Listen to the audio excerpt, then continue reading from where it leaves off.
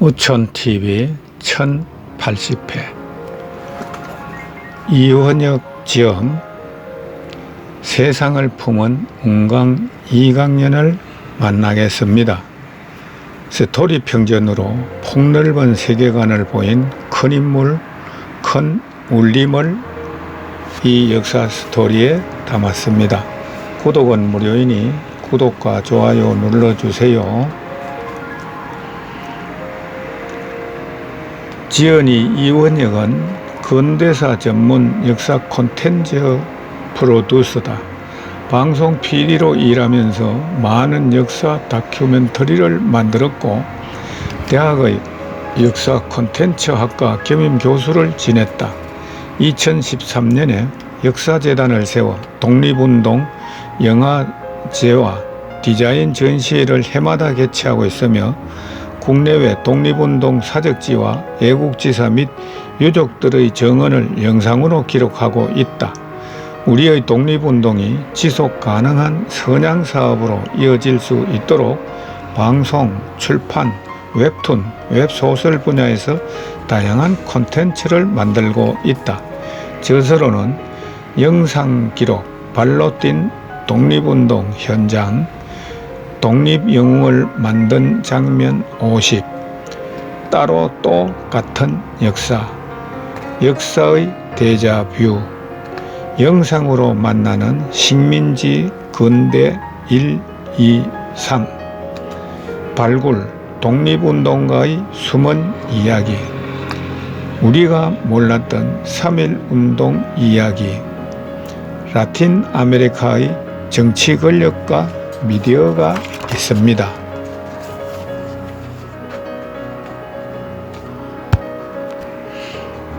여덟 번째 이야기, 울며 동지를 베다.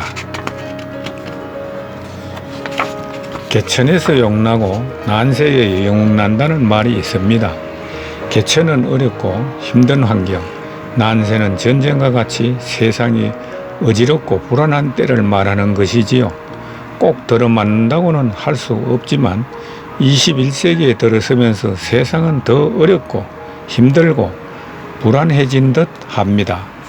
불편함과 과거를 뜻하는 아날로그에서 편리함과 미래를 가리키는 디지털 세상으로 사회 시스템이 바뀌면서 오히려 사람들은 더 힘들어 합니다.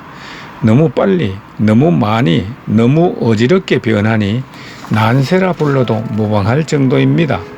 굳이 이름을 갖다 붙인다면 디지털 혁명 시대라고도 할 수 있습니다.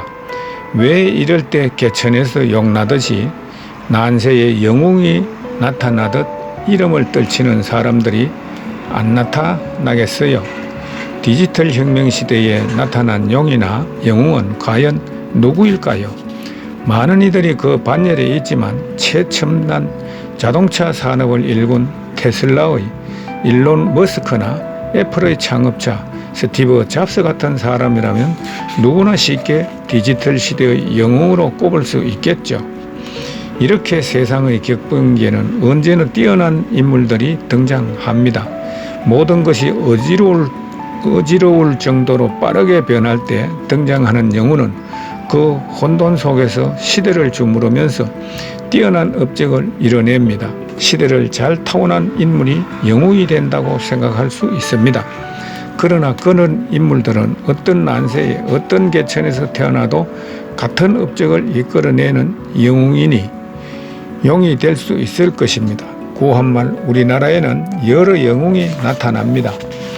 그중 어떤 영웅들은 어병장으로 이 땅에 모습을 드러냈습니다.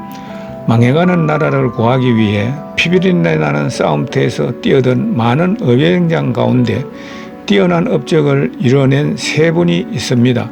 한 분은 함경도에서 삼포수들을 모아 의보행을 일으킨 홍범도 장군, 나르는 홍범도로 잘 알려져 있죠.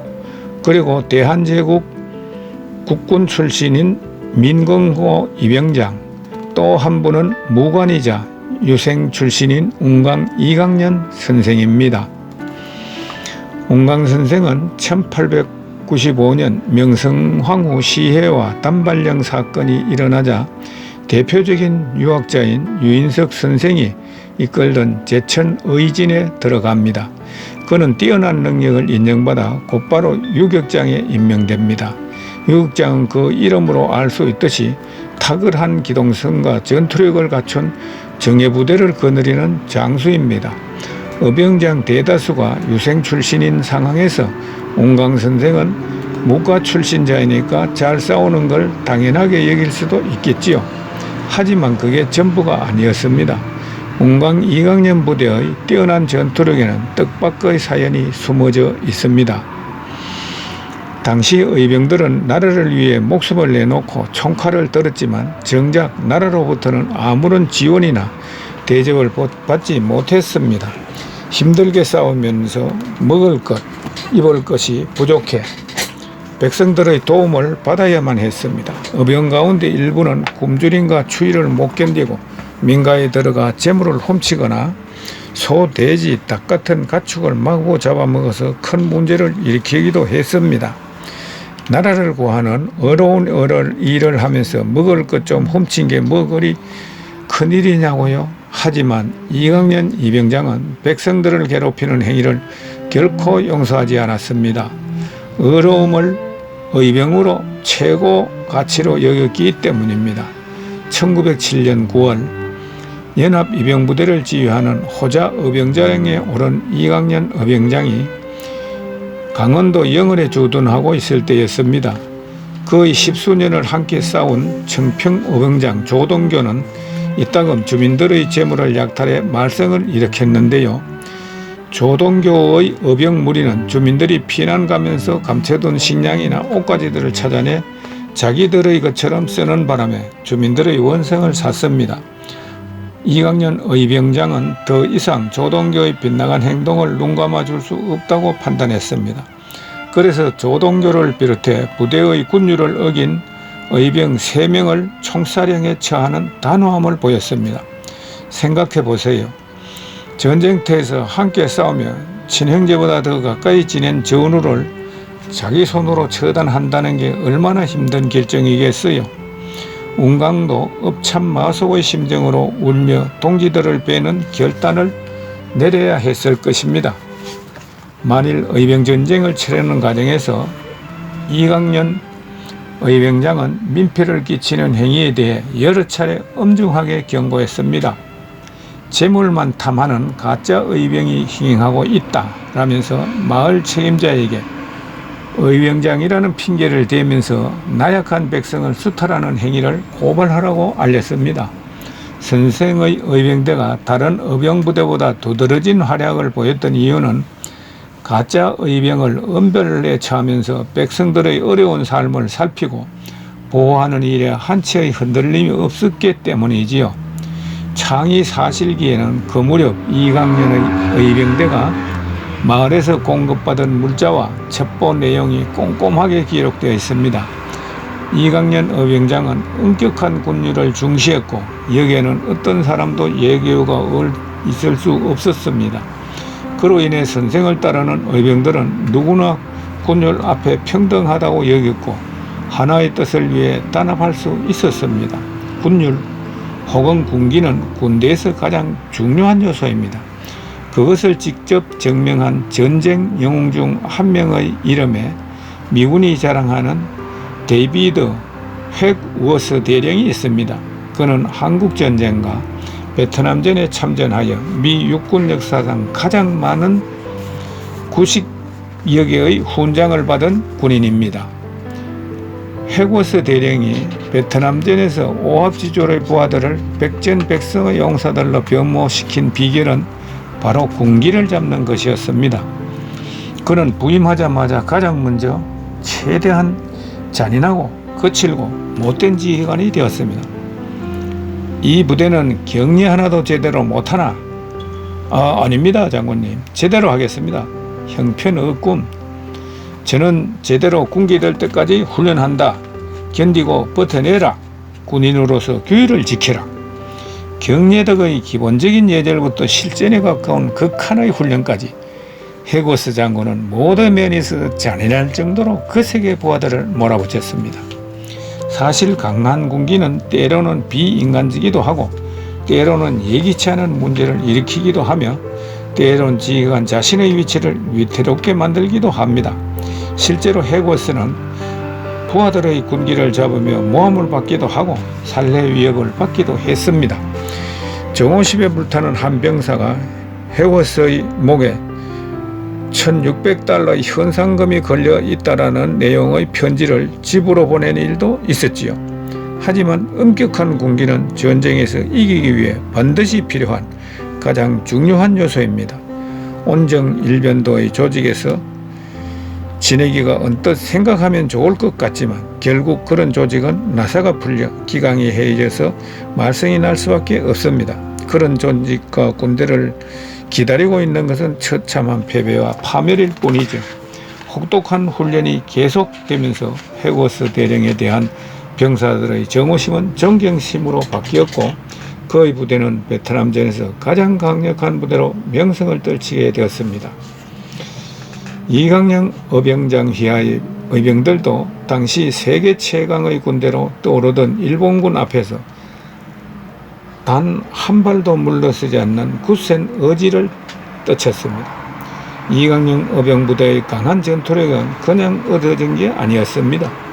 큰 뜻을 위해 마음속으로는 울면서 동지의 목을 베는 과감한 결단력과 그것을 뒷받침하는 엄한 군율이 있었기 때문입니다. 이강년 의병장은 군율을 지켜야 의병들을 온전히 하나로 단합시킬 수 있고 그것이 곧 승리로 이어진다는 것을 굳게 믿었습니다. 그러한 신념은 최후의 항일전을 펼칠 때까지 단 하나의 예외도 없이 지켜졌습니다. 1908년 초 이강년 의병장이 이끄는 호자 의지는 경기도 가평 화학산에서 겨울을 나고 있었습니다. 많은 누리 산속 깊숙이 진영을 숨기고 가평과 포천, 춘천 지역의 주변 마을에서 식량과 어복을 공급받았습니다. 어느 날 춘천의 12마을에서 진동대장 황순일 휘하의 의병들이 많은 양의 묵자를 약탈해 갔다고 호소해 왔습니다. 이강년 의병장은 요즘 의병은 많은데 나가서 싸우는 일은 적고 탐내는 것은 물자와 옷이요 피하는 것은 외적의 칼날과 포탄이구나 라고 하면서 의병대의 엄중한 책임을 물었지요. 즉시 영을 내려 물자를 약탈한 의병들을 붙잡아 처형하고 빼앗아 온 물자를 돌려주었습니다. 또 영동의 노곡리 백성들이 못된 짓을 한 군사 안규환을 묶어 의병대에 데려왔습니다. 이강년 의병장은 즉석에서 그의 목을 빼어 주민들에게 보이고는 노략질을 하는 군사들을 두려워하지 말고 잡아 바치라고 쓴 포고문을 마을마다 돌렸습니다. 엄격함은 명령이 잘 지켜져야 한다는 뜻이고 그러자면 명령이 잘 지켜질 수 있도록 원칙을 정해야 합니다. 지켜질 수 없는 명령을 내리고 군기가 잡히길 바라는 것은 미련한 짓입니다. 하물며 정식 군대가 아닌 의병부대에서야 더 말할 나위도 없겠지요.